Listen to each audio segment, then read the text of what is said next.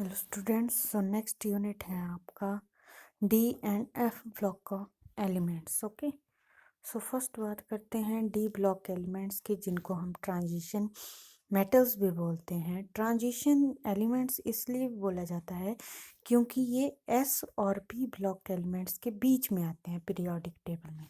एक तरफ S block element हैं, एक तरफ पी ब्लॉक एलिमेंट्स हैं। जो बीच में एलिमेंट्स मिल रहे हैं आपके, वो ट्रांजिशन एलिमेंट्स हैं। एस से पी में ट्रांजिशन हो रही है, इसलिए इनको ट्रांजिशन बोल रहे हैं।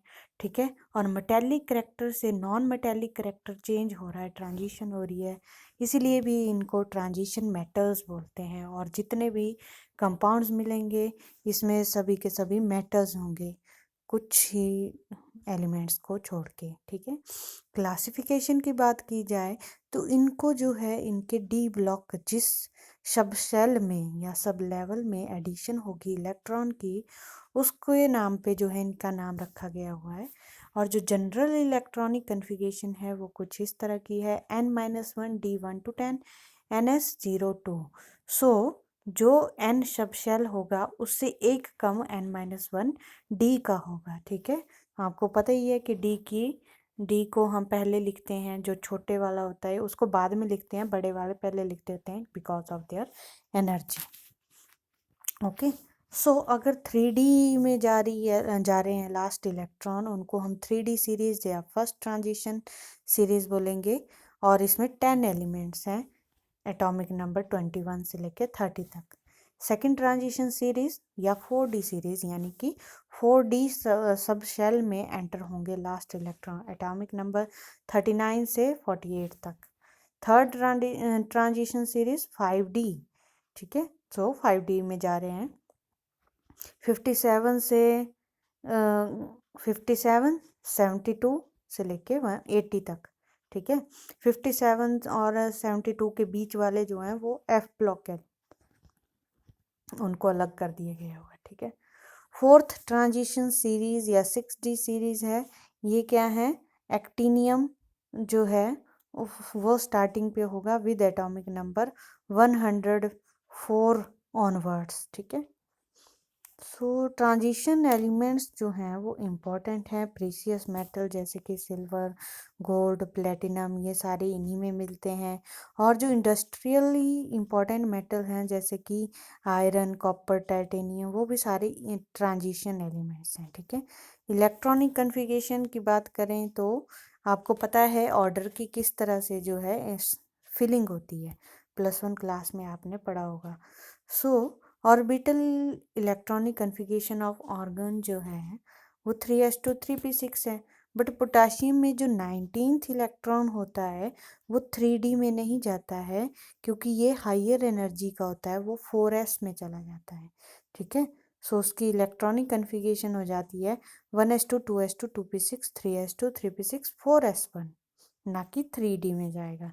उसी तरह से कैल्शियम में 20 इलेक्ट्रॉन है तो 4s2, बट जो नेक्स्ट है उसका हाइयर सबसेल का स्कैंडियम 21, उसमें क्या होता है 3D1 में जाता है नेक्स्ट इलेक्ट्रॉन, बिकॉज अब उसकी एनर्जी जो है ज़्यादा है।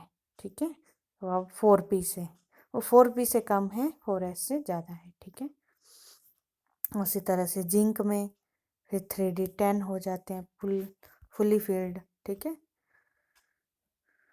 कुछ ही एक्सेप्शंस हैं। Number of electrons in their outermost subshells remain 2 while their ultimate shell of electron is being expanded from 8 to 18। So क्या होता है कि जो आउटरमोस्ट शेल होता है उसमें 2 ही इलेक्ट्रॉन्स रहते हैं।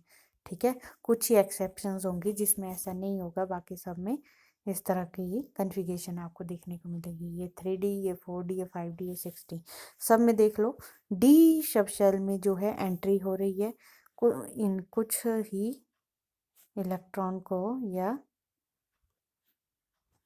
एलिमेंट्स को छोड़ के। ठीक है, ये लास्ट वाले, बाकी सब में डी में ही एंट्री हो रही है। इसकी क्यों है एक्सेप्शनल, उसमें बात आप यहाँ पे एंड में भी देखो, बीच में भी देखो, क्रोमियम और मैग्नीज के साथ। ठीक है, ये क्रोमियम, उसी तरह से यहाँ पे कॉपर और जिंक, क्रोमियम और मैग्नीज। ठीक है, तो इनकी एक्सेप्शनल कॉन्फ़िगरेशन होती है। कुछ करेक्टरिस्टिक्स दिए गए हुए हैं यहाँ पे। Inner core of electrons with noble gas configuration होता है।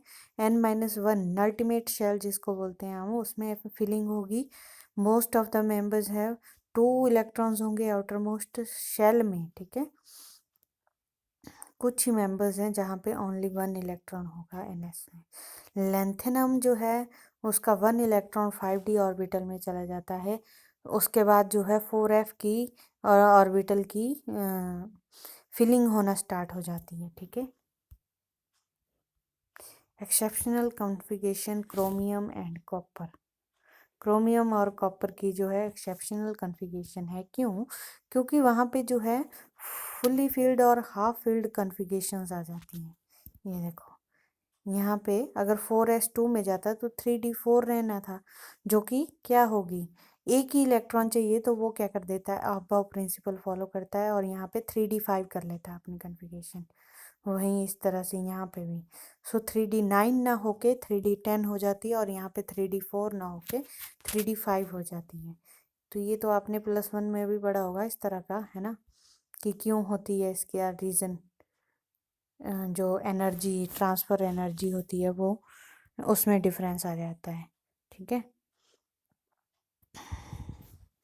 डेफिनेशन ऑफ ट्रांजिशन एलिमेंट्स की बात करें तो ट्रांजिशन एलिमेंट्स वो हैं जो कि पार्टली फील्ड n-1 डी सब सेल हैं जिनके एलिमेंट्री स्टेट में।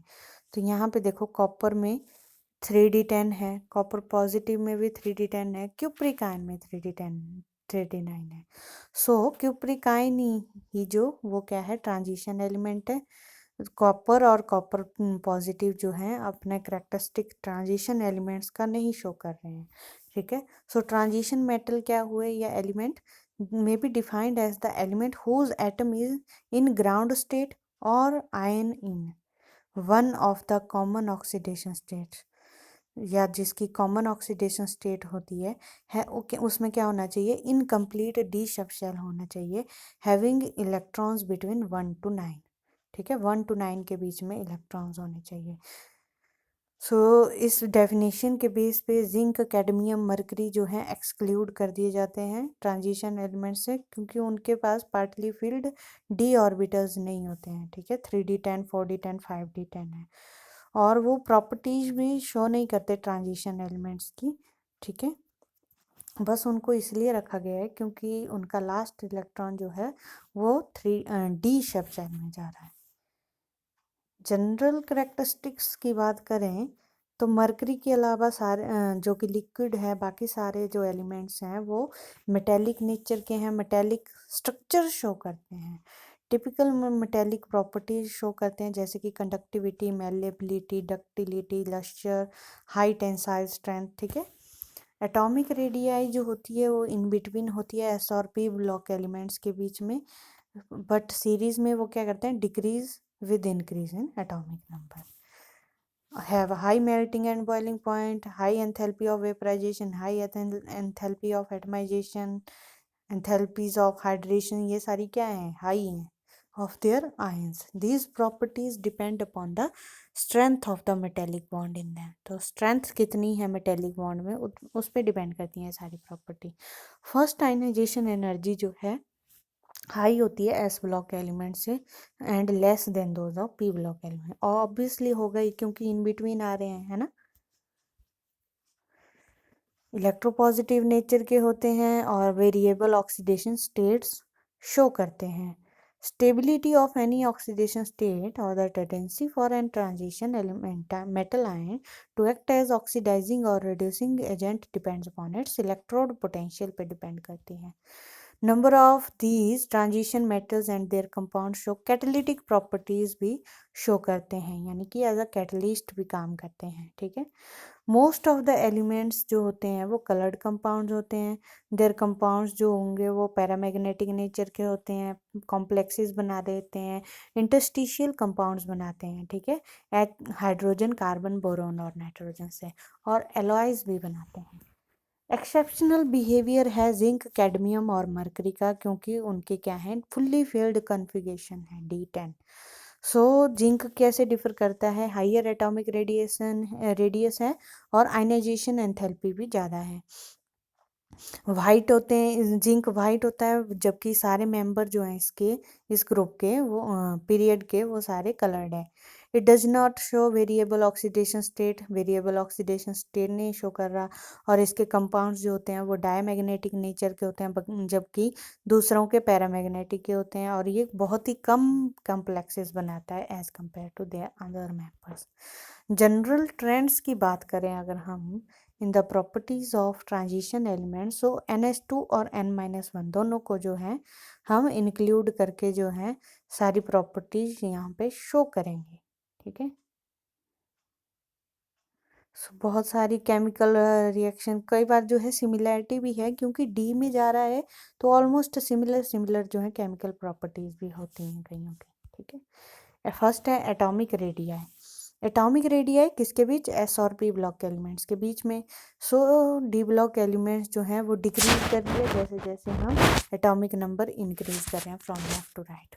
Okay, but the decrease in atomic size is small after midway. Midway में देखोगे आप, यहाँ पे देखो मैग्नीज के बाद यहाँ पे जो है क्या है, अब बहुत ही कम इंक्रीज या कम डिक्रीज हो रहा है। 126 126 125 है ना, 1 का ही सिर्फ डिक्रीज हो रहा है। तो ऐसा क्यों है, क्योंकि इसके बाद जो है पहले क्या हो रहा था, न्यूक्लियर चार्ज बढ़ रहा था, स्क्रीनिंग नहीं थी, और कम होता जा रहा था साइज। जैसे जैसे अब यहाँ पे न्यूक्लियर चार्ज बढ़ा, स्क्रीनिंग भी बढ़ना स्टार्ट हो गई। ठीक है, सो अब उतना डिक्रीज नहीं करेगा, डी इलेक्ट्रॉन जो है वो स्क्रीनिंग इफेक्ट इन शो करना स्टार्ट कर देंगे। ठीक है, इस वजह से at the end of the period there is a slight increase in atomic radii. और वहाँ पे क्या है, इंक्रीज है एटॉमिक रेडियाई में, क्योंकि वहाँ पे जो है फुल्ली फील्ड है, ऑर्बिटल्स जो हैं same orbitals greater than the attractive forces जो हैं वहाँ पे कम है, इलेक्ट्रॉन इलेक्ट्रॉन रिपल्शन ज़्यादा है, इसीलिए उनकी एटॉमिक रेडियाई भी क्या है, ज़्यादा है।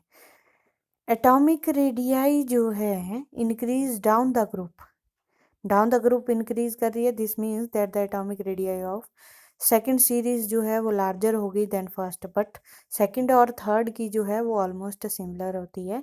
क्यों होती है सिमिलर, क्योंकि लेंथेनाइड कॉन्ट्रैक्शन की वजह से होती है। ठीक है, फर्स्ट की सेकंड की फर्स्ट से ज़्यादा इसलिए क्योंकि शेल, नए शेल में एंटर करेंगे इलेक्ट्रॉन सब शेल में।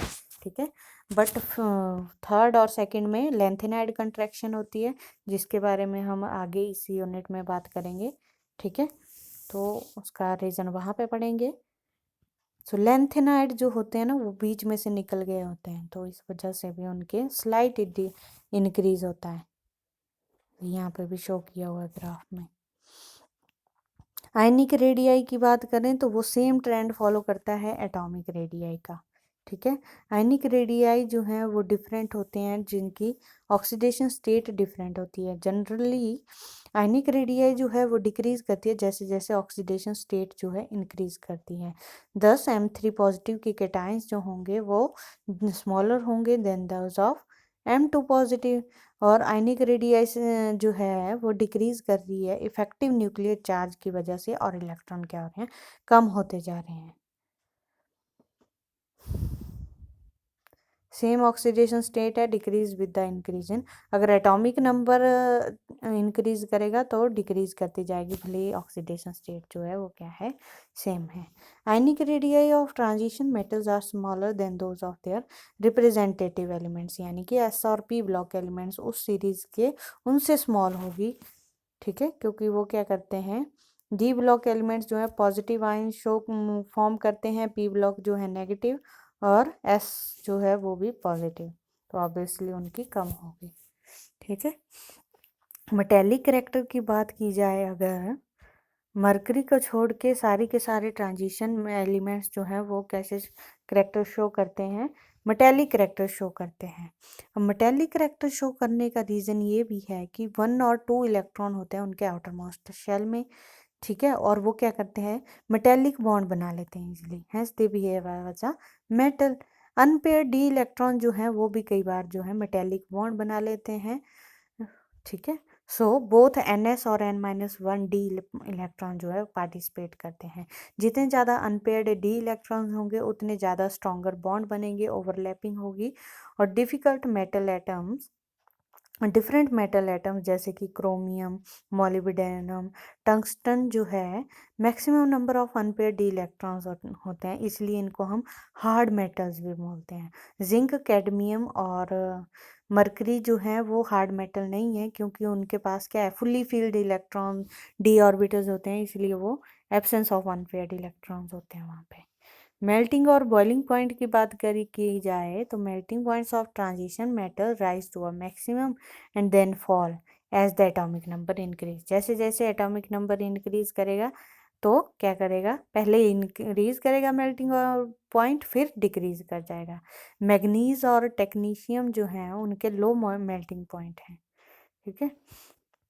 स्ट्रॉन्ग मेटेलिक बॉन्ड होंगे एटम्स में, ठीक है, उतने ज़्यादा मेल्टिंग और बॉइलिंग पॉइंट होगा। तो बीच में आके क्या होता है, यहाँ पे मैग्नीज में, टेक्नीशियम में क्या होता है, 5 3D 5 इस तरह की कन्फिगरेशन आ जाती है, हाफ फील्ड।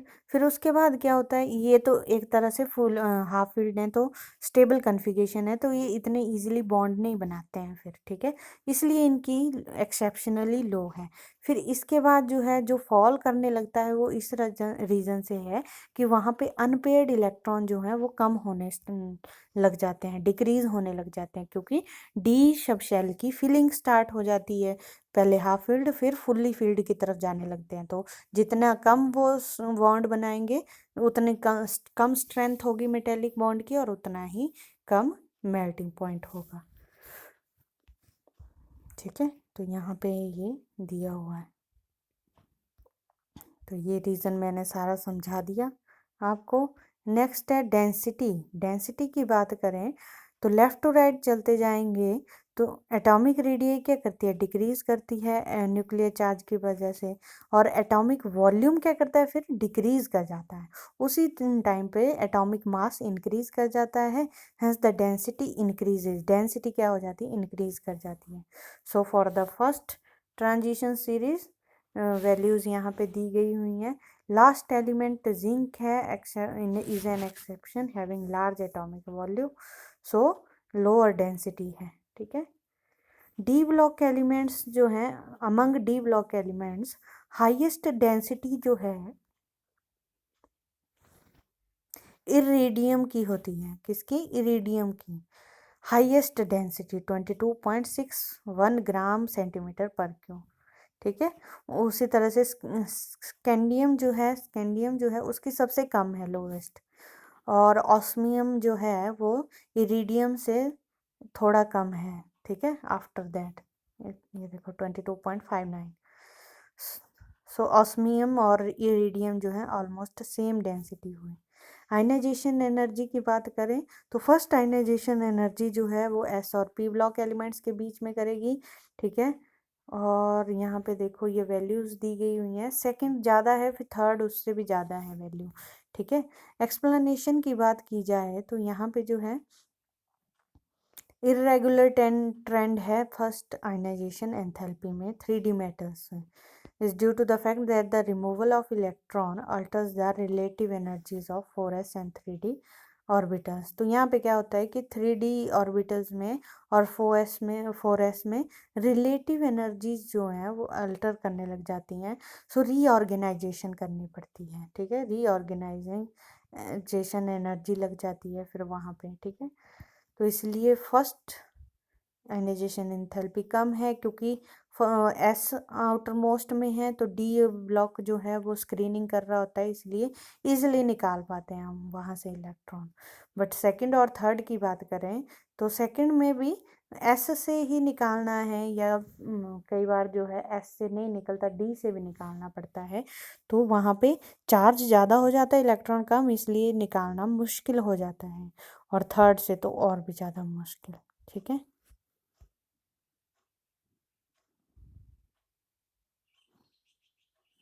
यहाँ पे कुछ एक्सेप्शंस हैं। The first ionization enthalpy of zinc cadmium and mercury are however very high because of the fully filled configuration है, इसलिए सबसे ज़्यादा आयनाइजेशन एंथैल्पी है। सेकंड और थर्ड आयनाइजेशन एंथैल्पीज जो है वो इंक्रीज कर रही हैं, अलोंग द पीरियड इंक्रीज कर रही हैं, ठीक है, सभी की सभी। There is a fall in second ionization enthalpy from chromium to manganese. Chromium to manganese अगर देखो तो 1592 से 1509 हो गई, और कॉपर टू जिंक देखें तो 1958 से 1734 हुई।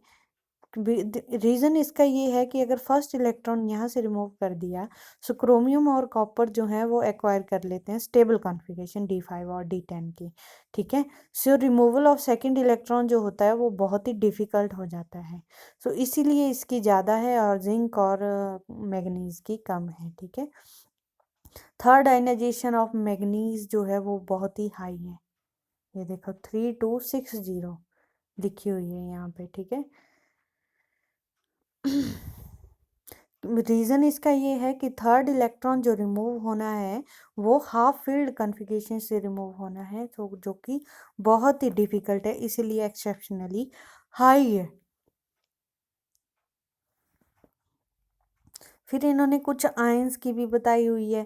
Third ionization enthalpy of iron 2 positive to iron 3 positive जो है वो भी क्या है, is very small because loss of third electron gives the stable configuration of 3d5, ठीक है। सो थर्ड इलेक्ट्रॉन का जो होगा रिमूवल वो क्या देगा, फिर 3d5 दे देगा, तो इसलिए इसकी आयनाइजेशन एंथैल्पी जो है वो स्मॉल है। उसी तरह से high value of third ionization enthalpy of copper nickel zinc जो है इसलिए शो करती हैं क्योंकि उनके पास मैक्सिमम +2 ऑक्सीडेशन स्टेट क्यों है, क्योंकि फिर उसके बाद उनके पास स्टेबल इलेक्ट्रॉनिक कन्फिग्रेशन आ जाती है, ठीक है। The first ionization enthalpy of 5D elements are higher as compare to those of 3D and 4D elements. 5D series की बात करें तो उनकी जो फर्स्ट आयनाइजेशन एंथैल्पी होती है वो ज़्यादा होती है, ठीक है। दिस इज़ बिकॉज जो वीक शील्डिंग है न्यूक्लियस का by 4f electron in 5D elements result in greater effective nuclear charge.